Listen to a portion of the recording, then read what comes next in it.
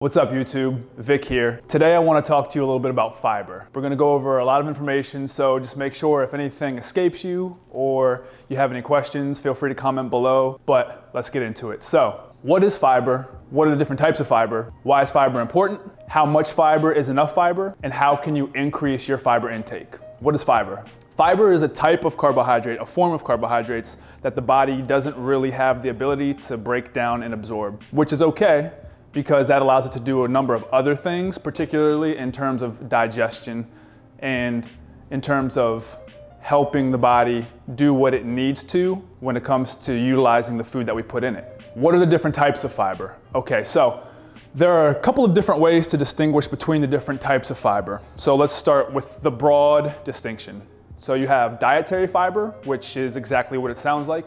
It's the type of fiber that we get through our diet, through the foods that we eat. And then you also have what we call functional fiber. So that would be something that you get in supplementation form. So you have a fiber supplement of some kind, or you have another form of fiber that you take in aside from just the food that you're eating. And the two of those together will make up your total fiber intake. Now, to get just a little bit more specific, within those we have what's known as soluble fiber, we have insoluble fiber, and we have what is known as fermentable fiber. So let's talk a little bit about soluble fiber. Soluble fiber simply means that it's the form of fiber that can be absorbed by water. Now, when we ingest soluble fiber, it sort of forms this gelatinous material, and it does a few things for us in terms of our nutrition and our digestion. So first and foremost, what it does is it slows down the rate of digestion, and that does a couple of things.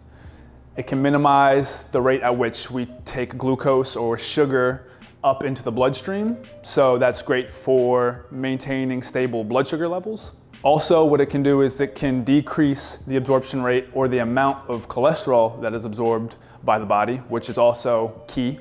Another thing that it does is it actually is important and contributes a lot to that satiated, full feeling that you get when you eat foods that are higher in fiber. So you're less likely to overeat, a little more likely to feel satisfied by less food when you have an adequate fiber content in a meal or just throughout the day in general. So how about insoluble fiber? So insoluble fiber is just that. It is insoluble in water, and actually it has the reverse effect. It actually has the ability to absorb a little bit of water itself.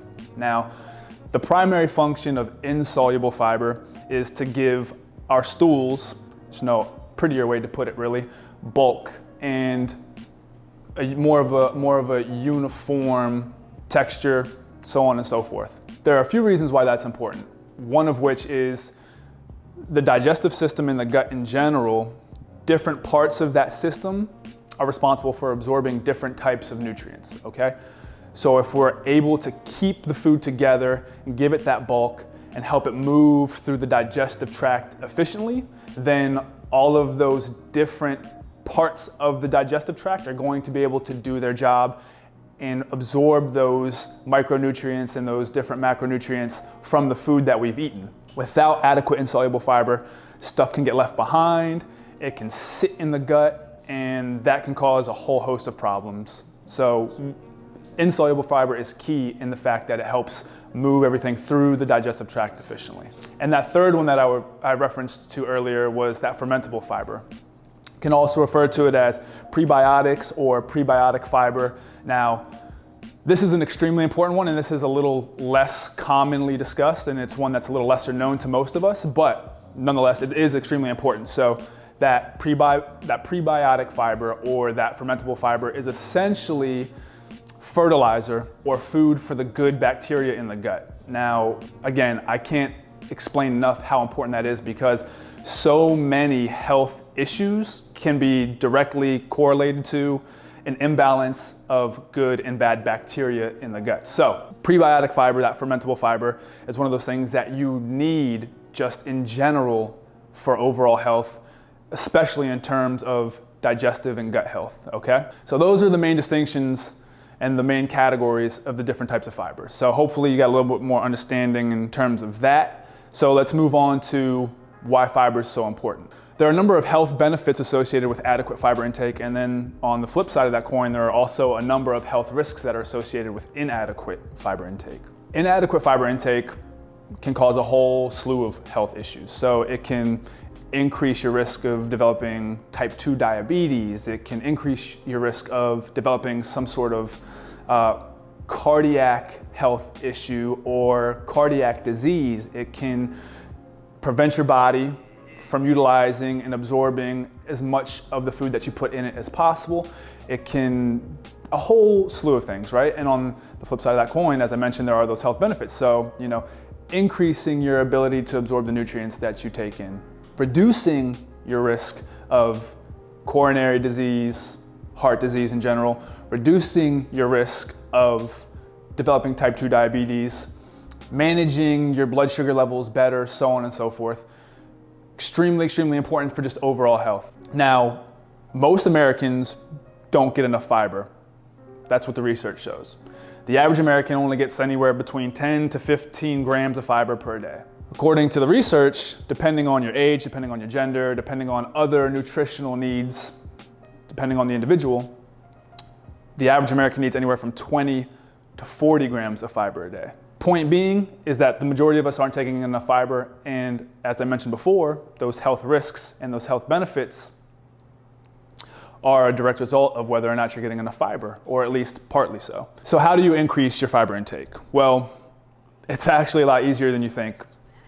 Eat more fiber, and more specifically, eat more whole foods. The issue is a lot of us eat too many processed items, we eat too many refined forms of carbohydrates that are void of the necessary fiber. So in front of me I have just a few examples, and this is only a small portion of the foods that contain soluble fiber, insoluble fiber, fermentable fiber, all the fiber that you can need.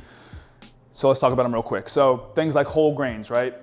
Oats, brown rice, seeds, nuts. So whether it's in the form of whole nuts, something like pecans or pistachios even, cashews, walnuts, or in the form of a nut butter, right? Peanut butter, cashew butter, almond butter. Those are an excellent source. Seeds, hemp seeds, chia seeds, pumpkin seeds, all kinds of seeds. You've obviously got your fibrous vegetables and your fibrous fruits. Those are huge, so make sure you're getting lots of color and lots of variety in terms of your vegetable and your fruit selection in your diet. Leafy greens are always great, things like apples, bananas, dates, berries, all of these things. Again, color is key, so make sure you're getting the variety and the color. That'll help you cover your bases. Things like legumes, so chickpeas, beans, lentils, things of that nature, those are also an excellent source of all those different types of fiber that we're looking for. Fiber intake is one of those things that the average American is not getting enough of, guys. It has tremendous health implications, so be sure to go ahead and get yourself a wide variety of foods and vegetables in on a daily basis. That's gonna be your best bet at making sure that you are doing what you need to do to ingest the right amount of fiber. So that is specifically what I just referred to, mostly dietary fiber, the foods that we eat, guys.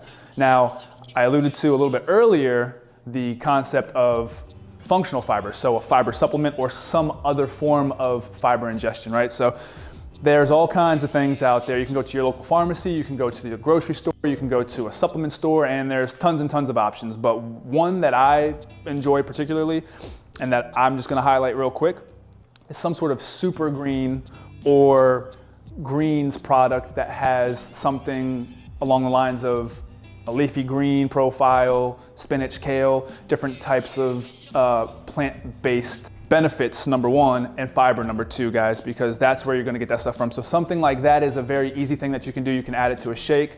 And again, it doesn't take a whole lot of time and effort. You just have to focus on that variety and think about what you're consuming, guys. So with that being said, again, make sure you comment below because we can always follow up and go into more detail on any of those questions.